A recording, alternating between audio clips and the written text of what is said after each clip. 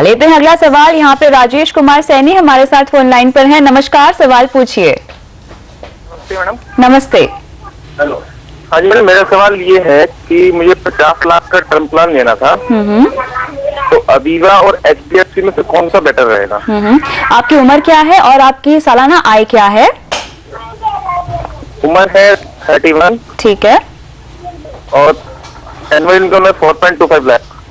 ठीक है। सबसे पहली बात तो कंग्रेचुलेशंस, आपने अपने लिए एक टर्म प्लान लेने के बारे में सोचा। हर्ष, एक बहुत अच्छी बात है, काफी इन्फॉर्म दर्शक हमें आज शो पर मिल रहे हैं और अवेयरनेस टर्म प्लान को लेकर यहाँ पे बहुत ज्यादा बढ़ती जा रही है, जो कि बहुत अच्छी बात है। अब मेरे ख्याल से इन्होंने अवीवा लाइफ इंश्योरेंस और HDFC का टर्म प्लान यहाँ पे कंपेयर किया हुआ है। तो इससे पहले कि हम इन्हें बताएं कि कौन सा बेहतर है, आई एम श्योर इन्होंने क्लेम सेटलमेंट रेशियो के तर्ज पे ही ये कंपैरिजन किया होगा। किस कंपनी का अच्छा होता है, किसी कंपनी का नहीं होता है, इसके पीछे वजह क्या है? जैसे अभी पिछले कॉलर के लिए भी हमने कहा कि नई कंपनियों का रिलेटिवली हमेशा थोड़ा लो होगा वर्सेस दी ओल्डर कंपनीज। तो HDFC पुरानी है तो उसका बेटर होना ही चाहिए अवीवा से। अवीवा रिलेटिवली नई कंपनी है। सेकंड, एक चीज मैं बहुत क्लियरली बताना चाह रहा हूं कि इवन आप 98% वाली कंपनी में चले जाइए, मेरे ख्याल से HDFC लाइफ का 96 है जी। ओके, शायद LIC का 98 है। लेकिन अगर आपका पॉलिसी अमाउंट ज्यादा है और पहले 2 साल में अगर क्लेम आएगा तो वो बहुत तरीके से इन्वेस्टिगेट होगा, चाहे आप 98 वाले में हो, चाहे 90 वाली कंपनी में हो, चाहे 64% वाली कंपनी में हो।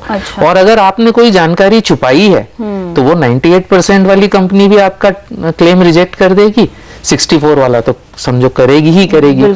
सो सबसे इंपॉर्टेंट चीज, क्लेम सेटलमेंट इंपॉर्टेंट है, पिछले जवाब में भी हमने कहा, लेकिन उससे ज्यादा इंपॉर्टेंट ये है कि आप कोई भी जानकारी छुपाए ना, और सब कुछ अगर आप बता देते हैं तो फिर आप ये क्लेम सेटलमेंट रेशो के बारे में चिंता करना छोड़ सकते हैं। और नहीं छोड़ सकते तो जो ब्रांड आपको अच्छा लगता है, जिससे आपके मन में कॉन्फिडेंस आता है, उस ब्रांड को लीजिए। थोड़े से पैसे ज्यादा लग जाएंगे। उन्होंने अवीवा और HDFC पूछा है, तो उसका कॉस्ट अगर हम लें 30 साल का तो अवीवा का 5,000 रुपया है, HDFC का 7,500 रुपए है।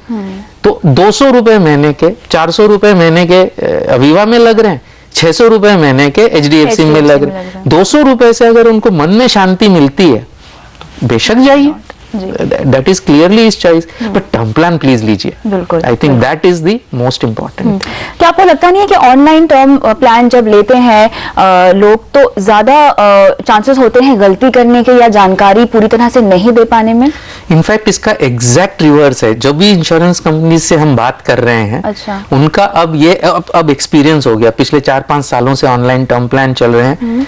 उसमें जो डिस्क्लोजर रेशोज है, जो लोग डिस्क्लोज करते हैं कि मुझे ये बीमारी है, मुझे ये है, मैं स्मोकिंग हूं, मैं ओवरवेट हूं, चूंकि ऑनलाइन में कस्टमर खुद भर रहा है तो उसमें नॉन डिस्क्लोज, और समझना ही पड़ता है क्योंकि आगे नहीं जा सकता जब तक वो भरेगा नहीं।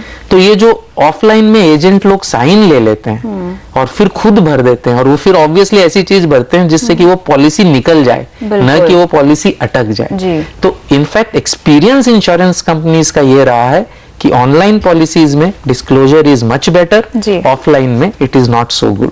तो यहाँ पर राजेश, जहां तक आपके सवाल का जवाब की बात है, तो आप अपने लिए टर्म प्लान ले सकते हैं। HDFC का टर्म प्लान यहाँ पर शायद हर्ष ज्यादा बेहतर बता रहे हैं और रेकमेंड भी कर रहे हैं आपको, तो जल्द से जल्द अपने लिए आप टर्म प्लान ले लीजिए। इसी के साथ बहुत बहुत शुक्रिया हर्ष, आज तमाम सवालों का जवाब देने के लिए। योर मनी में आज के लिए इतना ही, लेकिन आप बने रहिए CNBC आवाज के साथ। नमस्कार।